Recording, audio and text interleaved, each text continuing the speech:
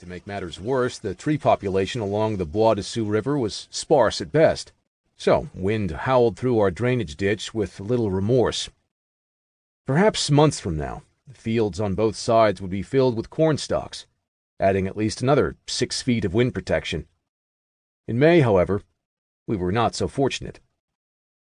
The day prior began at Lake Traverse, our unofficial start of the downstream descent to the bay.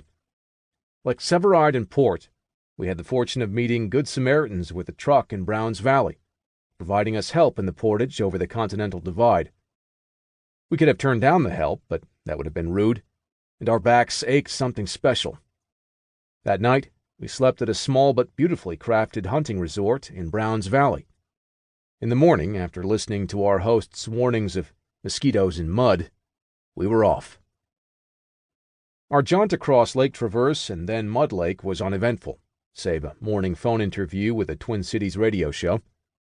Our cell reception was terrible, and the wind, coupled with using the speakerphone, caused what I'm sure was terrible entertainment for those listening.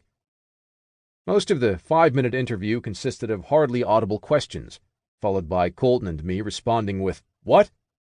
and then a chorus of laughter on the other end. We'll never be sure, but we had the distinct feeling that their amusement was at our expense.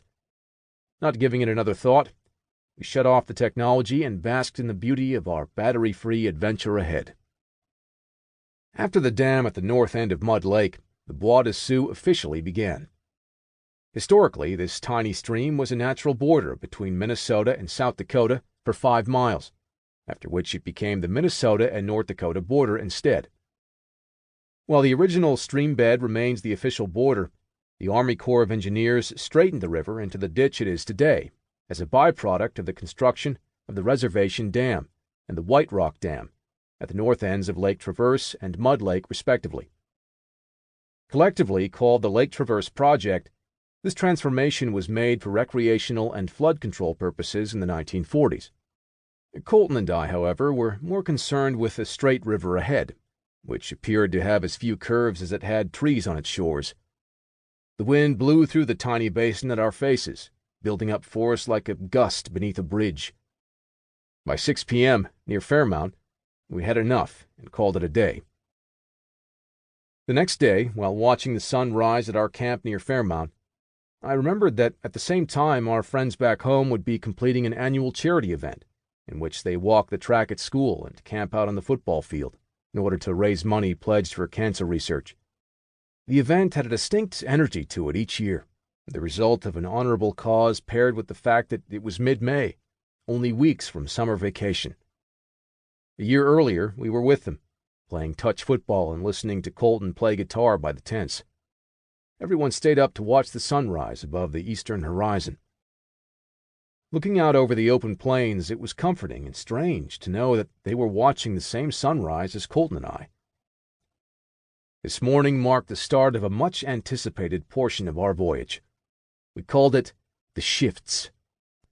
For various reasons, high school girlfriends and an itch to reach the North Woods being 2 of them, we decided to paddle one at a time non-stop, in 12-hour segments, for the duration of the Bois de Sioux and Red River. One would paddle from 1 a.m. to 1 p.m., and the other from 1 p.m. to 1 a.m., while the non-paddler would lie in the front of the canoe to eat, sleep, and rest. In theory, the shifts made sense. No longer fighting the current, one person could now paddle farther in 24 hours than 2 could in 12. In Colton's mind, at least, the debate was as simple as that. As an added bonus, I was also looking forward to the 12 hours of rest per day, far more than we had been getting prior. "Whoever starts today will have a short shift, and then we'll get the one that starts at 1 a.m. tonight," said Colton, trailing off. "Kind of an even trade-off, right?" I laughed. The 1 a.m. shift was the proverbial graveyard shift. "Sure," I said. "That's even, as long as you get to be the one that does it." Per our pre-trip protocol for disagreements or major decisions, we tossed the nearest flippable object, in this case, a book. I chose front cover side up, and Colton chose its back. I lost. For some time I maintained that the front cover had more weight, so it wasn't a fair toss. Regardless, I wore the honorable badge of inaugural shift paddler to start the day. The wind from the previous day had subsided, allowing us a pleasant morning as we stroked north towards the confluence of the Bois de Sioux and Ottertail rivers.